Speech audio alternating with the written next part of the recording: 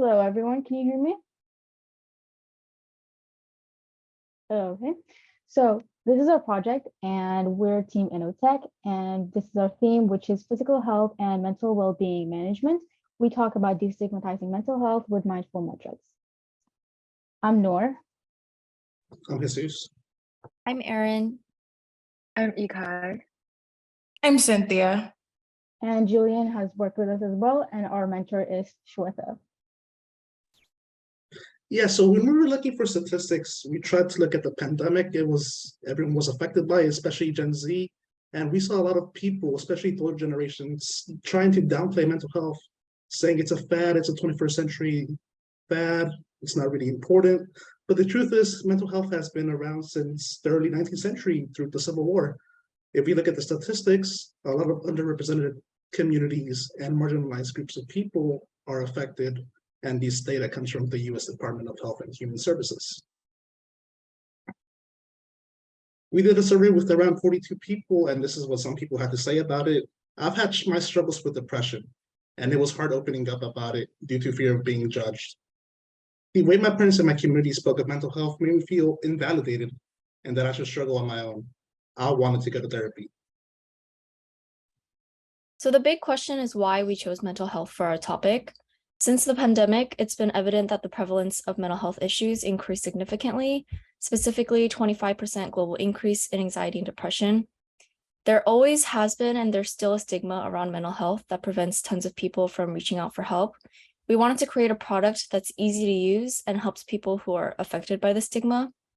And our goal is to help those within our community, targeting each and every individual regardless of race, gender, and anything else. And I think many of us can relate to being affected by mental health in some way, shape, or form. And the first step to making change is to talk about it. We created a survey that asked people about how much mental health has affected them or those around them. Over 97% of them know someone who has been affected by mental health, which is a shocking amount. And over 80% of them have experienced mental health themselves, and half of them have never reached out for treatment. These statistics come from people within our own community, and it really shows the effect of mental health. Our web app is designed for individuals who are looking to take control of their mental health and well-being, but may be hesitant to seek help in person. We're specifically targeting young adults between the ages of 18 to 35, because this demographic is often dealing with a lot of stress and may feel hesitant or unsure about seeking professional help. And by tailoring our app to meet their unique needs and preferences, we hope to provide a valuable resource that can help improve their overall quality of life. And next, for the competitors, we chose Headspace and BetterHelp because these are popular mental health resources, and they both use different approaches to managing mental health. Headspace is a meditation and mindfulness app, so it provides exercises, guided meditations to help users manage stress and anxiety, while BetterHelp is an online counseling and therapy platform, and it provides users access to licensed therapists via messaging or chats. While these resources provide different benefits, they don't provide the same level of personalized support that our web app does. And our web app is unique because we give the user a series of questions and we provide tailored resources. And also, in contrast to BetterHelp, ours is more cost effective, especially if you're just trying professional services for the first time.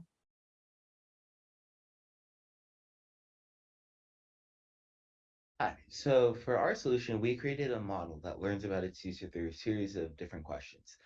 For example, the model prompts the user for their age, gender, whether their job has resources for mental health, whether they think it'll affect their performance at their job, things of that nature to determine whether or not they should seek further mental health treatment.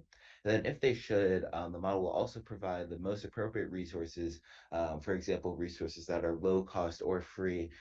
Given the state of healthcare in this country, that's really important. So that's what our model provides if it predicts that you may need to seek further treatment. A little bit about the project technicalities. So for data cleaning, we filtered missing data, null values, values that were falsified, like if we had like a negative age or age that was in like the thousands, for example. We also removed redundant features such as comments, which we're not asking for in the model, timestamps, which were used to build up the data set, but that's not really important for generating predictions, and the state feature, since we're only focusing on US-based responses. And we use the label encoding to actually convert the categorical data into numerical data so that we could train the model. Thank you. Hi. And so we'll start with showing the website. And this is where the user will come in and see how that their information is confidential, personalized, and accessible. They will go down here to fill out the form. And this is where we will show you our GitHub, and it has been stored with all of the information and our code of having it up to date. This is our README, the features and how to use. And as you can see right here, you have two different clients. They're using different genders, different ages. One of them has a remote company, the other one does not. One of them works for a tech company, the other one does not. One of them does not know if their employer supports seeking help or having a wellness program or care program. The other one is not sure, or just simply says yes, maybe. As you can see, all of these features that we're taking in and all this information, they are features that the model takes in. And once that model takes it in, they use that feature to classify and predict whether the user does need some form of professional healthcare. And so you will see in just about a second. See, as you can see, one of them says, no, you do not need professional. The other one says, yes, you do need some form of professional help. And so to keep going with the problems that we face, we had the first problem, which was low model precision, accuracy of 60%. To solve that, we tested different type of classifiers. So we did some form of random forest classifier, or we did SVM. And we also cleaned data again and tuned the model in the hyperparameters. And we also used XGBoost. This one is the one that really boosted our accuracy from 60% to 85%. The second problem was deploying the ML with a UI plus working around with Git and GitHub. And so we actually really worked hard on having our mentor helping us out with rendering the results and spending really a lot of team meeting and teamwork and collaboration to figure out how to find the solutions. And given the prototype we've built and the idea we have, our ultimate goal is to create an app for Gen Z people that could give us personalized feedback. And this app would have these two amazing features. One is to provide personalized message for health service, and another is to build in a chat box AI interface. And we also take the, next please. And we also take into consideration of whether machine learning helps and how we confronted AI ethical bias. So we try to be more cautious with our models, with more data, different models. And also we create this matrix to address our ethical biases. And at the end, our team have this notes for the community on how to destigmatize mental health. So be open, educate yourself, and be conscious of the language you use. And we believe with our help, we can all been through this mental health issues together. And thank you for listening.